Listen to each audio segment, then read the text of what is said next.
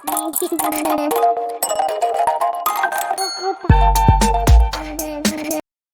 Everyone, इस video में बात कर लेते हैं Gujarat State Fertilizers and Chemicals Limited की। क्विकली एनालिसिस देख लेते हैं। चैनल को लाइक एंड सब्सक्राइब करना मत भूलिएगा।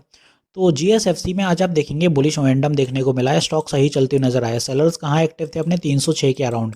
300 का लेवल सस्टेन भी करने की कोशिश करी, आज करा भी और 306 तक टारगेट दिया और फिर रिवर्सल आया। बस जो बेकार बात रही है कि स्टॉक में क्लोजिंग जो हुई है वो 291 हो गई और कहीं ना कहीं 300 के लेवल के अंदर क्लोजिंग हुई है।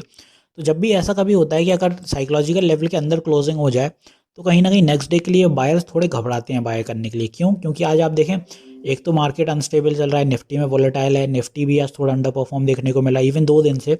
और साथ ही साथ आप देखें कि अगर कल के दिन अब टारगेट स्टॉक के लिए क्या हो गया, 300 का बन गया। 300 का इसलिए क्योंकि यहाँ पे आज हर्डल फेस होगा, तो 300 का टारगेट जो बन गया आएगा, कहीं ना कहीं अब बायर्स थोड़े हिचकिचाएंगे कि 300 पता नहीं पार करेगा कि नहीं, और निफ्टी भी अनस्टेबल हो गया तो कहीं सेलिंग ना आ जाए। आज जो बुलिश मोमेंटम था उसकी एक वजह थी, वो न्यूज़ ड्रिवन था। यहाँ पे आप देखेंगे India's Gujarat State Fertilizer hits record high on commissioning Vadodara plant. तो वडोदरा में इनका एक नया प्लांट लगा हुआ है और company commission manufacturing plant at Vadodara for production of ammonium sulphate. Stock has hit multiple record high in Jain, और जैन में काफ़ी स्टॉक के में रिकॉर्ड हाई आज इस बार की बनाए हुए हैं और सही चल रहा है। आप देखेंगे रिसेंट का जो रिकॉर्ड हाई है वो ये वाला था, 300 तक पहले रेजिस्टेंस फेस कर चुका है और फिर से क्या 300 के 6 पे अब फिर रेजिस्टेंस फेस हुई। तो यहाँ पे आप देखें जब 2-3 बार रेजिस्टेंस फेस हो जाती है तो दो चीज़ें होती हैं, या तो एक बड़ा बायर्स का मोमेंटम बन रहा है जो स्टॉक को खींचते हुए ले जाएगा 320 325 के आसपास, या फिर यहाँ से अब स्टॉक थोड़ा सा पुल बैक खींचने वाला है और नीचे आएगा। अब वो इसलिए बोल रहा हूँ पुल बैक की बात, क्योंकि आप देखें अगर स्टॉक को 21 दिसंबर से देखें, जब यहाँ ये निफ्टी ने सडन फॉल दिखाया था 28 दिसंबर, उसके बाद से ये जो रिकवरी हुई है तो स्टॉक ने 47% के रिटर्न्स निकाल दिए अभी तक स्टॉक में, और सही चला स्टॉक। ऑलमोस्ट 19 डेज में स्टॉक ने 47% के रिटर्न्स आ गए, तो रिटर्न्स बहुत सही रहे हैं, स्टॉक में कोई कमी नहीं है। बस जो कमी है कि 300 का लेवल सस्टेन करने में दिक्कत हुई, आज भी हुई और कुछ दिन पहले भी हुई थी 4 जैन को।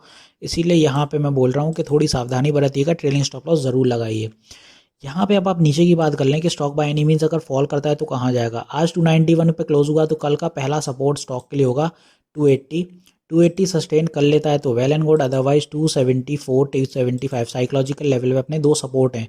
शॉर्ट टर्म सपोर्ट है, पास ही पास में है, क्योंकि ये सपोर्ट अगर बिगड़ता है तो फिर स्टॉक को जो नेक्स्ट सपोर्ट है वो मिलेगा 260 की रेंज में मिलेगा यहाँ कहीं, और फिर उसके बाद होगा अपना 247। तो वहाँ तक तो नहीं करना चाहिए, इवन 260 भी नहीं करेगा, बट फिर भी सपोर्ट पता होना चाहिए आपको कि स्टॉक्स में आपका सपोर्ट है कहाँ असल में। तो ये हो गए अपने सपोर्ट ऊपर के। अब ये रेजिस्टेंस और टारगेट की बात कर लेते हैं कि कल अगर स्टॉक फिर से चलता है तो पहला टारगेट 300 ही होगा।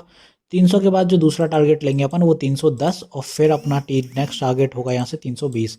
तो ऐसे ऐसे करके स्टॉक धीरे धीरे बढ़त बनाता जाएगा, धीरे धीरे ऊपर की दिशा में, अगर 300 सस्टेन करता है। 300 कल भी सस्टेन करने में अगर असफल रहता है तो फिर आप देखें गुजरात स्टेट फिर साइडवेज होगा कुछ दिन के लिए, जैसा अभी था। यहाँ 300 फेल हुआ, फिर नीचे आया, पुल बैक रहा, री एंट्रीज हुई।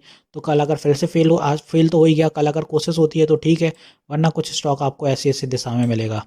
तो ऐसे चलने वाला है गुजरात स्टेट फर्टिलाइजर आपका कल के दिन। तो वीडियो यहीं तक रखते हैं, मिलते हैं नेक्स्ट वीडियो में। This is me Shubham Yadav signing off.